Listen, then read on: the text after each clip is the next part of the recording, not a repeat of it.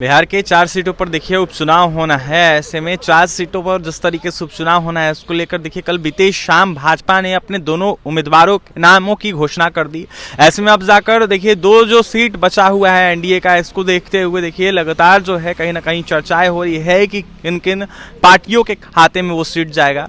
ऐसे में बात कर ले तो देखिए अभी इस वक्त मेरी मौजूदगी पटना के 5 देश रतन मार्ग स्थित सम्राट चौधरी के आवास के बाहर है, जहां पर तमाम अनेक नेताओं का आना जाना लगा हुआ है। ऐसे में तमाम एनडीए के बड़े बड़े जो दिग्गज नेता हैं वो कहीं ना कहीं सम्राट चौधरी के आवास पर पहुंच रहे हैं। और ऐसे में कहा यह जा रहा है कि ये जो बैठक बुलाई गई है ये चारों सीटों पर उपचुनाव को लेकर बैठक बुलाई गई है। ऐसे में किन किन लोगों को 2 सीट जो बचा है किन के खाते में जाएगा इसको लेकर चर्चाएं होगी। ऐसे में देखिए तस्वीर आपको हम दिखा रहे हैं, बीजेपी बिहार प्रदेश अध्यक्ष दिलीप जायसवाल के साथ जदयू के राज्यसभा सांसद हैं संजय झा वो पहुंचे हैं। ऐसे में दोनों अंदर गए हैं। अंदर खाने में जो है कहीं ना कहीं चर्चाएं हो रही है। कहा यह जा रहा है कि जिस तरीके से तरारी, बेलागंज, इमामगंज, रामगढ़ सीट पर उपचुनाव होना है इसको लेकर 5 देश रतन मार्ग स्थित सम्राट चौधरी के आवास पर एनडीए की बड़ी बैठक बुलाई गई है। और इस बैठक में जो है कहीं ना कहीं तमाम एनडीए के बड़े नेता पहुंचे हैं। ऐसे में 2 सीटों पर जिस तरीके से सहमति बनने की बातें हो रही है, जहां यह बताया जा रहा है कि एक जदयू के खाते में जाएगा, दूसरा जो है हम के खाते में जाएगा। ऐसे में हम का सीट जो है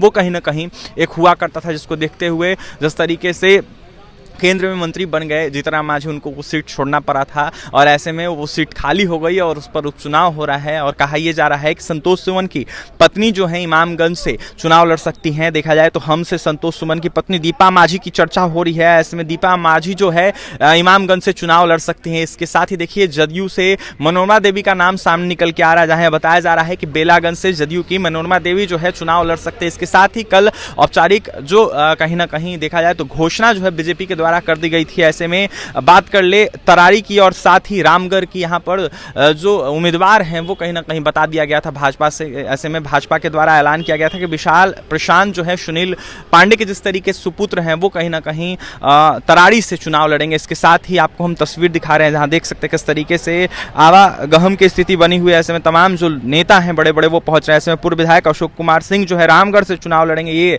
ऐलान कर दिया गया था भाजपा के द्वारा। और लगातार जो है तस्वीरें आपको हम दिखा रहे हैं। ऐसे में चारों सीटों पर जिस तरीके से उपचुनाव होना है, देखने वाली बात यह होगी कि 2 और सीटों पर जो ऐलान होना है वो कब तक होता है। ऐसे में कहा यह जा रहा है एनडीए के तमाम नेताओं के द्वारा कि आज ही ऐलान होगा। अंदर से जैसे ही बाहर नेता आएंगे जो भी बातें सामने निकल के आएगी वो आपको हम बताने का काम करेंगे। और भी तमाम खबरों के लिए बने रहे हमारे साथ। बहुत बहुत धन्यवाद।